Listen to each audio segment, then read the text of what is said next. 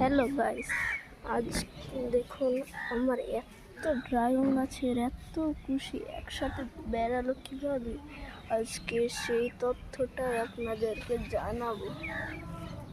তাই পাশে থাকুন এবং চ্যানেলটি দেখুন, তথ্যটি জানাবো। আমি প্রতিনিয়ত ব্যবহার করি ডিম, যে বাড়িতে রান্না করে এই ডিমের খোসা ফেলে দেয়, ওই খোসাই গুঁড়ো করে ড্রাগন গাছে দিই। সেই জন্য আমার এত সুন্দর সুন্দর কুশি হয়েছে, সেই জন্য আমার এত সুন্দর সুন্দর কুশি বেরিয়েছে। তাই ডিমের খোসা আপনাদের কোনো সার ব্যবহার করার প্রয়োজন নেই। আপনারা শুধু ডিমের খোসা দেবেন গুঁড়ো করে, সেই খোসাতেই আপনাদের ড্রাগন গাছ অনেকটি বড় হবে। দেখুন না আমার কত চারা বেরিয়েছে ড্রাগন গাছে। এই যে দেখুন আমার একটি ফলও বেরিয়েছে,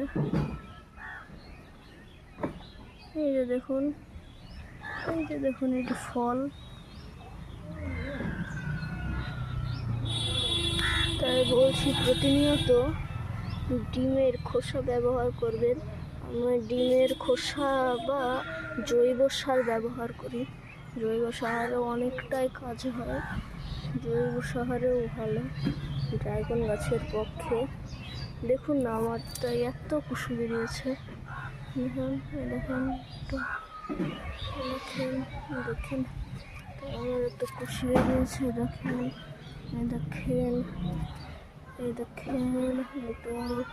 দেখেন আমার কুশিগুলো অনেক বড় বড় হয়েছে। গাছটা আমার মাত্র 3 মাসের গাছ, তাই ডিমের খোসা ও জৈব সার দিয়ে অনেক বড় হয়ে গিয়েছে।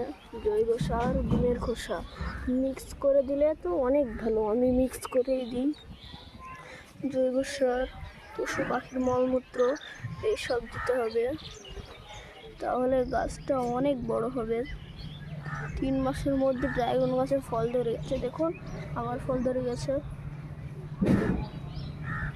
হ্যাঁ দেখুন আমার ফল ধরে গেছে। তাই বলছি প্রতিনিয়ত জৈব সার ও ডিমের খোসা ব্যবহার করবেন, তাহলে বা পশু পাখির মলমূত্র ব্যবহার করলেও অনেকটাই কাজ হয়। তাই বলছি ডিমের খোসা ও জৈব সার ব্যবহার করলে অতিরিক্ত ভালো হয়।